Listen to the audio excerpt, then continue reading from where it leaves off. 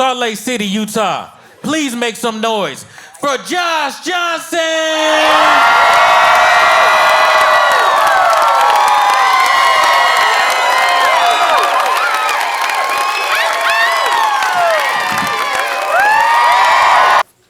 There's a lot of times when you're reading the news, going through all these stories that are deeply depressing. Every once in a while you get something that's a little, I don't know, a little spark.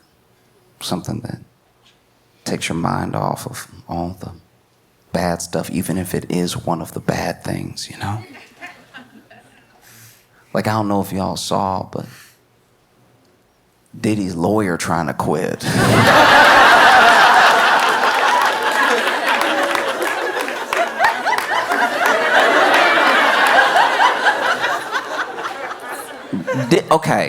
Diddy.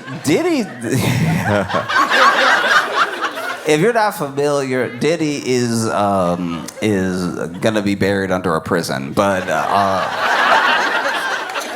in the Constitution, for as long as we have one, there are things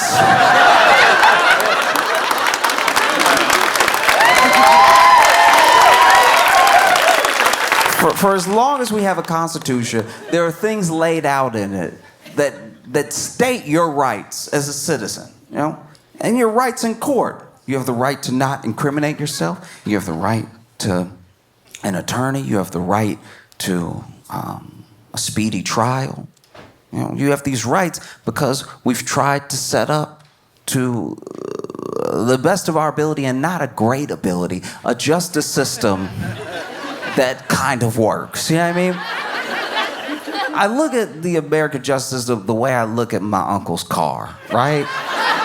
It barely runs, but it does turn on and off. Like, functionally, it is still a car, even if you do have to push it sometimes to really get it started, and you can't trust the brakes. Functionally, it fills the definition of a car. You know? And when I look at the justice system, I'm like, it's a system. But within that system, for as long as we've had it, we've had an individual, whether they did or did not do something, needs to be represented by someone up against the state or the party suing them. And the people that take on these criminal cases, maybe they take them on because they just know our system works best when there's at least someone where it won't be popular, but there's someone to stand on the other side of the thing to make sure that the scales are balanced, that gives an honest effort, even if this person did what they're accused of doing, is a monster. None of that matters, because for the justice system to be a system, we at least have to walk in the door with the scales at balance, right? Innocent until proven guilty, and just something so that we don't all tear each other apart. And then there are people who really believe their clients. They really believe in the innocence of this person. They're like, I know this thing looks bad, and I know from every angle that everyone should just throw their hands up. But I believe this person when they told me that they didn't do it, and so they represent them, right? And neither of those seem to be the case for Diddy. Like that was all mostly theoretical. It's just his lawyer quitting. His lawyer's name, I might be mispronouncing it, but I'm pretty sure it's Anthony Rico, which is one of the most insane last names to have while not wanting to represent Diddy at all. That would be like your lawyer's name being Danny Murder, and he's like, I can't be next to you, though. That's wild that I can't be over here. Because I didn't even know that lawyers, I didn't know that lawyers could quit. Everything I know about the law, I know from like movies and TV and stuff. And usually when you're watching a movie or TV show where someone is having, you know, a butting head scene with their lawyer, it's either the lawyer being like, well, look, if you're not going to be honest with me, you're not going to tell me everything, then you can just find somebody else. And you don't really know what that means, right? Or the person in jail be like, "Oh, you're not even doing your job. You don't even believe me. You know what? You're fired." And then I don't know what that means. But in Diddy's case, this person, I didn't know that you couldn't just quit. I didn't know that you could quit, but I also, if you could quit, I didn't know you couldn't just quit. This is sounding dumber than I'm intending it to sound, but I'm telling you the way I found out. I didn't know that you could quit, and then when I found out you could quit, I didn't know that you couldn't just leave. You have to file a motion to quit. You have to let the judge know I need to quit. You can't just quit the way you quit at Costco. You can't just walk out middle shift. You know what? I'm gonna do something else in my life. And so, he filed a motion so that he could quit, and in the motion he says, "Under no circumstances can I continue." Woof. Under no circumstances can I continue. This man's paying you millions of dollars. Under no circumstances can I continue. And then they you ask, "Hey, why can't you continue?" And he said, "Hey, look, I'm not gonna give you any reasons, okay?" People are asking him, "I'm not gonna give you any reasons, okay? Because that would violate attorney-client privilege, which I'm not a lawyer. I don't know the law. I don't know many laws at all. But that sounds very guilty to me. That sounds wildly guilty. I'm not a lawyer. I don't know the law. That sounds very guilty." It feels like he when you're saying, "Hey, why are you quitting?" "Because I have to." "Why?" "I can't tell you. It would violate attorney-client privilege." Just that sounds like he did it then. That sounds like he did everything then. And the thing that's special about this particular lawyer, Anthony Rico, saying under no circumstances can I continue, is that this guy was Osama bin Laden's lawyer. And it's like that.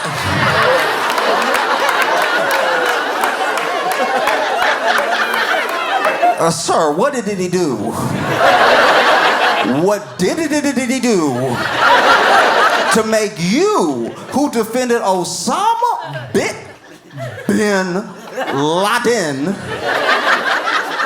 who defended Osama bin Laden in 2001, Pink Osama?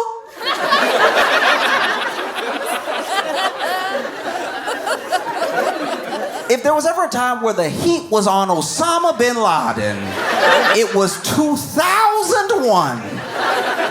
And you were right there, like my client. But Diddy, you were Diddy's lawyer. And you were like, "You know what? Terrorism is one thing. This guy is nasty, okay? That is very nasty. I can't be a part of this. Tonight it doesn't sit well with my soul." Oh. Because I know if you're Diddy's lawyer, you got your work cut out for you. You got a whole lot of work cut out for you. You have to hope a new pandemic breaks out that only affects memory.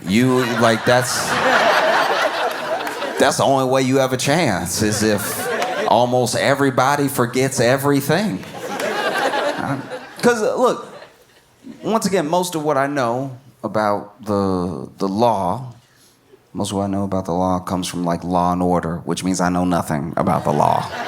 Because in Law and Order, they got to wrap it up pretty quick. They take you on a journey, but they got to wrap it up by the end of the episode. Everything can't be to be continued, And so they got to wrap it up. So if they choose to have any of the episode take place in court, a lot of times what will happen, especially if you get into those close minutes where you're like, "Ooh, it's almost top of the hour. How are we going to resolve this?" Right? They usually just have the prosecutor, like the DA or the ADA, really badger the defendant, right? Like, you did it, didn't you do it? You did it, and you do it again. You looking and doing it right now. You did it, and you did it, and you did it well, and then you did it, and then you got caught, and you wish you were doing it right now. Look at you, you're not even here. You're letting your eyes glaze over. You're in your mind doing it again. Look at him, he's doing it again right now. He's doing it in front of us, and doing it, and doing it, and doing it. Didn't you do it? Just say you did it, because you did it, and we all know that you did it. You'll never not have done it, because you did it, and you know you did it. You do it again if we let you out. You doing it right now in your mind. You did it,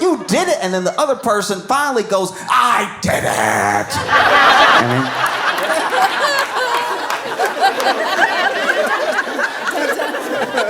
And usually they freak out and they're like, I can't handle having to say no more than 8 times. I did it. Oh no, the jury. Dick Wolf.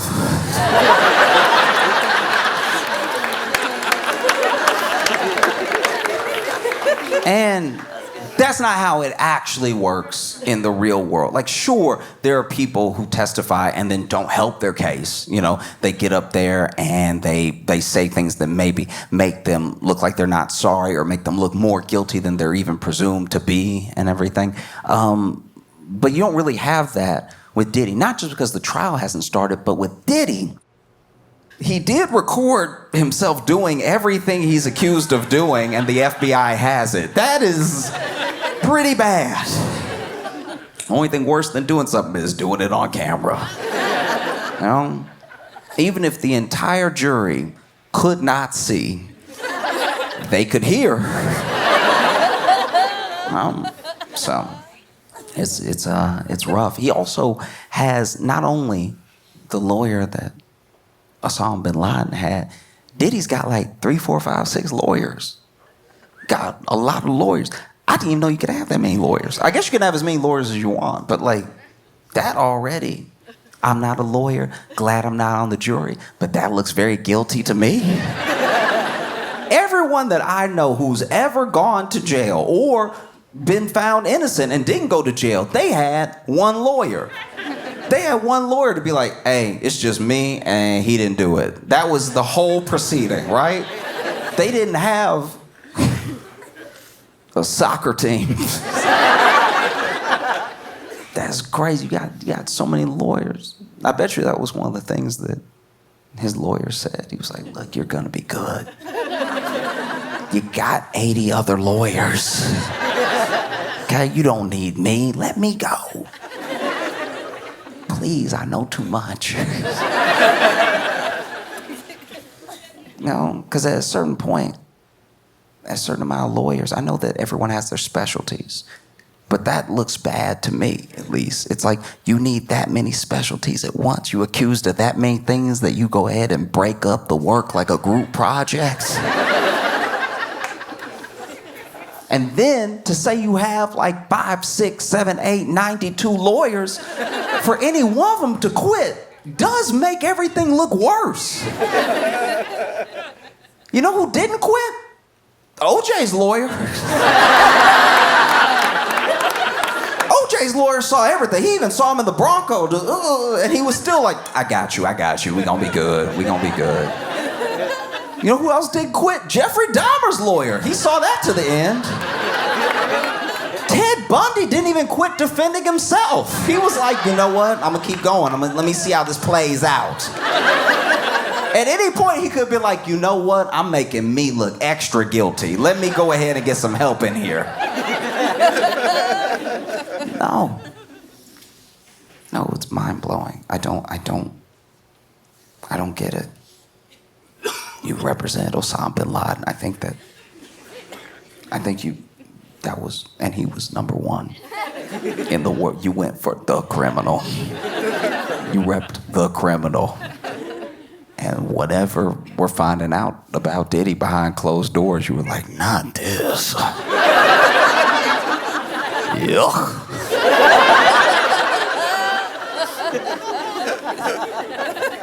No. Because you see people in situations where they look incredibly guilty, or they do something very dumb that's almost indefensible, and they still have legal representation that sticks by them. There was a dude who, okay, I shouldn't laugh, but it's one of the dumbest crimes I've ever heard of. So basically, there was this dude who went to break into it was his house. He lived with his mom, right? But he was gonna go ahead and rob the house and try to sell a bunch of stuff off, right? So then he broke into the house and then got caught because I guess police were just happened to drive by, right? And then they see him breaking the window, going into the house. Had a key, breaking the window, going into the house, and then coming out with the stuff. They arrest him, and he can't believe. He's like, you have no right to arrest me. And at first, because he's explaining everything, they thought they had no right to arrest him because it was his place where he lived with his mom, even though it was her house, right? And he said, no, you have no right to arrest me because it's daytime. He genuinely believes you could only get arrested for burglary at night. And his lawyer didn't quit.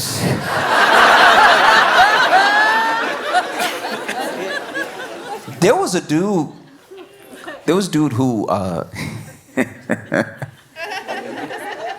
he tried to rob a bank. He ran up in the bank. This was years ago. This dude ran up in the bank and he had his gun out, and he was like, go ahead and empty everything right now. I'll kill everybody. I don't care, swinging the gun and everything. And then the tellers were like, do you want a bag? Because he just came in, just him and the gun, just waving, him and the gun. No bag, no nothing, not even a backpack, just here with the gun. The money now. And they were like, would you like something to hold it with or anything? And he was like, damn right, it's a real gun.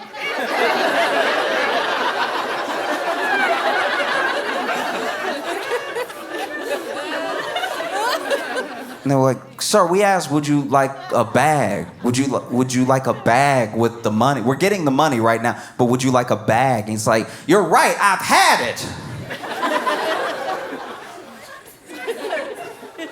And then they turned to each other and they're like, I don't think he can hear us. And so then they hit the alarm.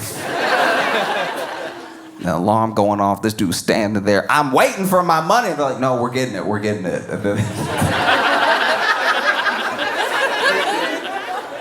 They get the money, they get the bag, and before he can even leave the bank, cops roll up.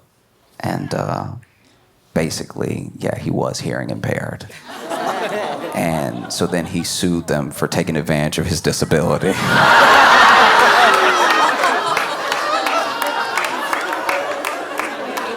And his lawyer stood by him. Do you see how this normally works?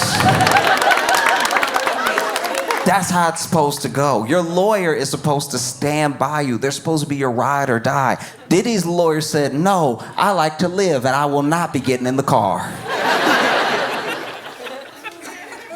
Oh, that's insanity. That many lawyers. You got 98,000 lawyers. I feel like Diddy just gonna keep hiring lawyers to make sure there's no one left to be on the jury.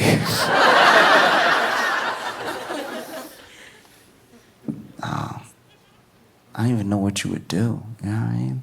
Like, when you look at a situation like this where the whole world knows about Diddy and Diddy's case, right? It's global news, right? And everyone is expecting things to come out during his case. So there's more eyes on it than even when it started. It wasn't just a thing that popped up, oh, Diddy got arrested and then it's over. It's the fact that all of Hollywood could be implicated. That's the feeling that people have, right? So people are going to be watching the trial nonstop for every update possible because maybe your favorite pop star, maybe your least favorite R&B artist, whoever, right, will be involved in this case somehow. And so The whole world will be watching, and the whole world already knows. So how could you not have, in a sense, at least if you're Diddy's defense, a tainted jury? Because how are you going to pull from people who can be impartial, who don't know who Diddy is, right? And then when you pull those people, a judge can say, and judges tell people all the time, look, I don't want you to engage with any media about the case. I don't want you reading any tabloids or social media or anything like that. And don't talk to anybody about the case. No podcast, no whatever, right? No interviews, no nothing. And even if you do that, it's impossible because of the way that we live in the world and the way that we interact with social, to not be bombarded with things about whatever the biggest news topic is. So then how is it possible for Diddy to have a fair jury, right? And his lawyer could have made that case just now. And instead he said, no, I'm getting away from this dude. I cannot be near him at all. That's so bad that the only black lawyer he had was like, nah. You're not gonna get me caught up. Because you know, I think he's just scared. I think he's scared that he's so close to it that he's literally just representation, but he might go to jail. That can happen. I didn't know that could happen, but that can happen. I had never seen it happen in my life until Michael Cohen. Michael Cohen, in case you don't remember, was Trump's lawyer. And Trump got in some legal trouble, and somehow Michael Cohen went to jail. That's a superpower. That's a superpower if I've ever seen one. I've never seen someone dodge charges so hard they hit their lawyer in the chest. That's crazy. That's the I'm rubber, you're glue of law. That's insane. Trump had all this legal trouble. He's like, take him. Michael, I'm sure Diddy's lawyer saw that and was like, that could happen to me. I refuse. My last name is already Rico. No, have to get away. Because who takes up for you is huge. Who takes up for you in a situation where you're in the public eye and you have a scandal or you've been found to have done something, right? Whoever takes up for you, they do shift the narrative around you, and they do shift public opinion, either for you or against you, right? Like, let's say in a scenario, right? Completely hypothetical scenario. Let's say I'm driving. I can't. I'm very bad at it. But let's say I'm driving. Once again, this would never happen, all right? I failed my driving test and I have not driven since, okay? I'm very bad. But let's say I'm driving behind the wheel of a car, which I should never be. It's a chair that could kill someone. It is insane that people just get in those and just go. Like, that blows my mind. I will take an Uber or the bus. I am fine without being behind the wheel of a death machine because all it takes is your foot and you could just take anybody out. That's crazy. I don't like being in cars in the front driving. Every time I move, it moves. That's crazy. I don't like that at all. I'll sit in the back. But let's say I'm driving, okay? And I'm driving because maybe my friend is hurt. Maybe my friend's like, oh no, I'm bleeding. No, I've been shot, whatever it is. And then he's like, you have to drive me to the hospital. I'm like, okay, I guess I'll kill us both. And so then I get in the car and then I'm hitting stuff. I'm just, because I don't know which one's the gas and which one's the brake, because honestly, they should be further apart. In my opinion, it should be like go-karts, like right foot gas, left foot brake. And then you can just drive like this. This feels more natural to me. I don't know what y'all are doing with this thing. This feels insane. To see people doing this all the time, ooh, I'm gonna start, I'm gonna stop, I'm gonna start, I'm gonna stop, whatever. I wanna just do it like when you're in a go-kart. I drive so well in a go-kart, not just because I can't go fast enough to murder, but also because I know that left is stop, and that's fine. But sometimes you get a foot, uh-oh, I've hit them both. What does that do? So then I'm in the car and I'm driving, right? And I'm doing it poorly because I do it poorly. Because as I've said before, on stage, to many people, I don't like lefts. So I take rights until I get there, okay? So I'm just gonna take a right and then take a right, take a right. My friend probably gonna bleed out, but I'm taking these rights because a left will kill everybody, right? Now I get to the hospital, let's say I've got to the hospital and I have run over at least 26 people, okay? So I'm being arrested, my friend is hopefully being treated, so I've saved his life, but I am in a lot of trouble. And let's say that Dolly Parton came to my defense, right? Because I'm not famous enough to get in trouble on the news, but there might be a couple of tweets where it's like, do you see that comedian just floored everybody? Just drove on the sidewalk for 6 blocks and took a right and drove on the sidewalk for 4 more blocks and took a right and drove on the sidewalk for 2 blocks and then took a right and then got to the hospital and hit somebody in front of the hospital. And I only hit them because I was trying to hit the brake, but it should be over here. But instead, it's in the middle. I guess. I don't know. I'm never in the car right there. I don't know what y'all do. Why isn't it just pep? Why isn't it just buttons? Let me hit a gas button. That would be nice. To just have the wheel and then a button. Right thumb is gas, left thumb is brake, and it's like a video game, but instead you're just over here.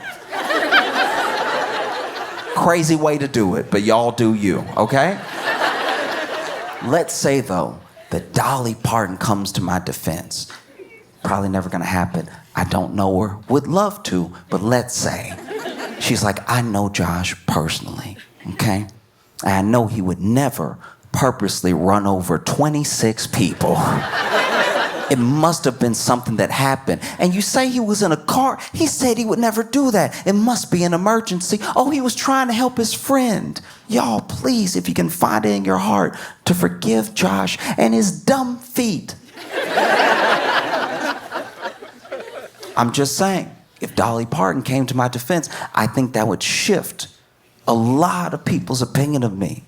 Everyone loves Dolly Parton. Everybody knows Dolly Parton is a sweetheart. And so if she came to someone's defense, you would think, oh, if Dolly sees something in this person, then yeah, maybe they're a good person. Maybe she's right. Maybe he didn't mean to run over 26 people.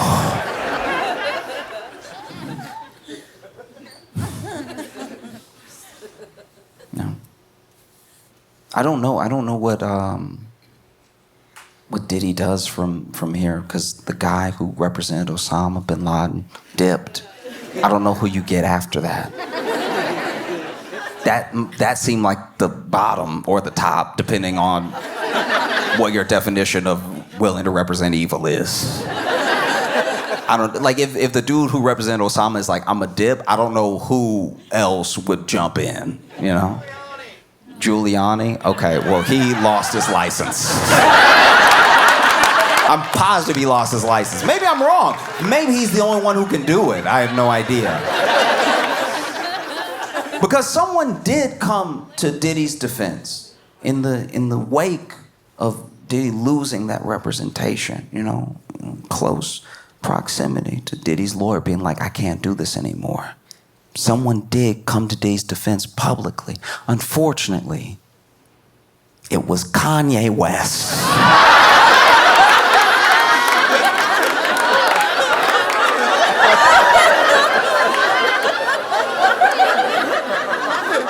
In a tweeting tirade, Kanye West went on an absolute rampage. He called himself a Nazi. He posted a bunch of like anti-Semitic stuff. He said all sorts of things. And then he said, by the way, free Puff. I think if you're Diddy in jail, you're like, this is worse. That is worse. I did not know it could get worse than the Osama bin Laden lawyer leaving me. But this is bad. This is very, very bad. That was me kind of like doing a little bit of rapping the way that Diddy does it because he's not good at it. You know what I mean? Like, but yeah, this is bad. This is worse because he's calling himself a Nazi and then he's like, also, that guy. Think of that guy and me. together right now. Think of when you think of me, I want you to think of him, all right? But who knows? Maybe when the lawyer who represented Osama bin Laden dips, maybe the only person left to represent you is Ye. I think that's I could see that. I could see Ye showing up to court being like, Your Honor,